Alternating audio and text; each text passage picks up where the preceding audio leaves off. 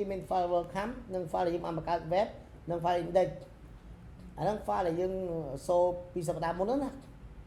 អញ្ចឹងឥឡូវខ្ញុំចង់បានខ្ញុំចង់ឲ្យនេះអា file web នេះជា file template ដែលខ្ញុំបាន download យកមកដាក់នៅលើ layout website របស់យើងណាអញ្ចឹងពេលយើងបើកមកនៅពេលដែលយើងសូនៅលើនេះ file នេះ sorry នៅលើ index មកយើងវាយលាវឲ្យ sorry យើងវាយ slash លាវឲ្យនេះវានឹងសូ file website ហ្នឹងមកតែខ្ញុំចង់បានលើ website ហ្នឹងខ្ញុំចង់បាន file ចង់បាន web page 2 3ទៀតព្រោះ website ទាំងមូលហ្នឹងវាកាច់វាបដុំចេញពី web page នេះហៅ sub web page អញ្ចឹងឧទាហរណ៍ឥឡូវខ្ញុំបានចង់បង្កើត file man woman man អញ្ចឹងទៅឧទាហរណ៍ណាខ្ញុំចូលមកបង្កើតនៅក្នុង folder view ខ្ញុំក្នុង folder view នោះខ្ញុំបង្កើត file មួយដាក់ថា sorry ខ្ញុំបង្កើត file មួយនៅក្នុង view ខ្ញុំបង្កើត file មួយខ្ញុំដាក់ថា woman .plang .php ខ្ញុំ enter អញ្ចឹង file ទៅទេស្អាតឃើញទេទេស្អាតអញ្ចឹងដើម្បីឲ្យវាឃើញរូបរាងតើយើងមាន source code HTML មែនទេអញ្ចឹងឥឡូវខ្ញុំយក layout មកទៅដែរខ្ញុំយក layout file web នេះយកមកទៅដែរខ្ញុំក៏ control A ព្រោះនឹងទម្រង់វាដូចគ្នាខ្ញុំ copy file ខ្ញុំដាក់ file នេះក្នុង file woman អញ្ចឹងពេលដែលយើងបើកពេលយើងចូលមកកាន់ route របស់យើងនេះយើងចូលមកកាន់ route របស់យើង layout នេះគឺ show នៅ file layout ទាំងមូលប៉ុន្តែដល់ពេលយើងចុចលើ woman នេះឲ្យវា show file woman ឧទាហរណ៍ខ្ញុំចង់មកខ្ញុំដាក់ slash woman នេះ enter ពេលហ្នឹងវាមានអីឃើញទេ not found អញ្ចឹងអានេះបាន not found ដោយសារតែយើងអត់បានបង្កើត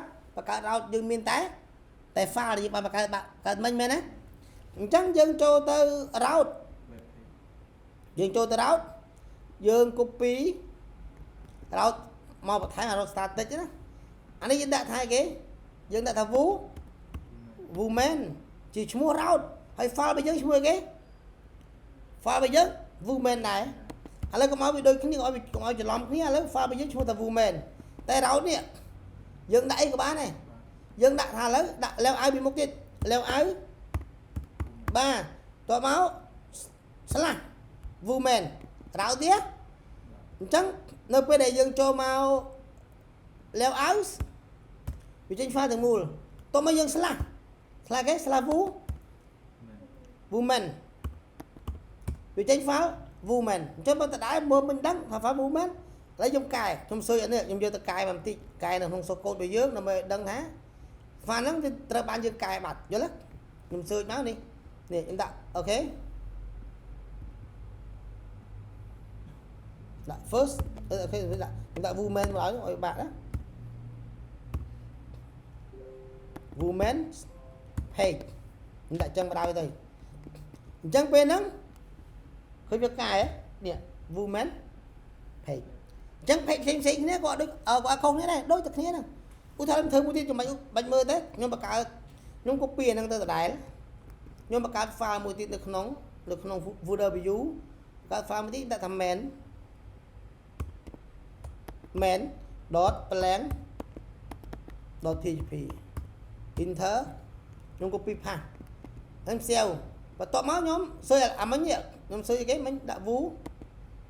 woman មែនអញ្ចឹងហ៎ woman នេះ woman page នេះខ្ញុំដាក់ថា main វិញមកមែនអត់អញ្ចឹងឥឡូវយើងបាន file ហើយនៅក្នុង folder view តែវាខ្វះ route អញ្ចឹងយើងចូលមក folder route នៅ file web ខ្ញុំដាក់គេខ្ញុំបង្កើតដដែលមកដូចគ្នាអញ្ចឹងខ្ញុំដាក់អានេះគេដាក់ main អញ្ចឹងហ៎នេះ main ដូចគ្នា file អានេះ file ច្រឡំ return folder view file ហ្នឹងគឺជា file លីទៅកាន់ file យល់ទេអានេះគឺជា route URL នៅលើ browser អូខេមានតែប៉ុណ្្នឹងទេណាអញ្ចឹងខ្ញុំចាប់ដើមធ្វើការលុប enter នេះ main page ឃើញទេតែពេលខ្ញុំ slash woman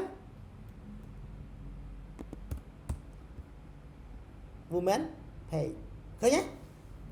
អូខេ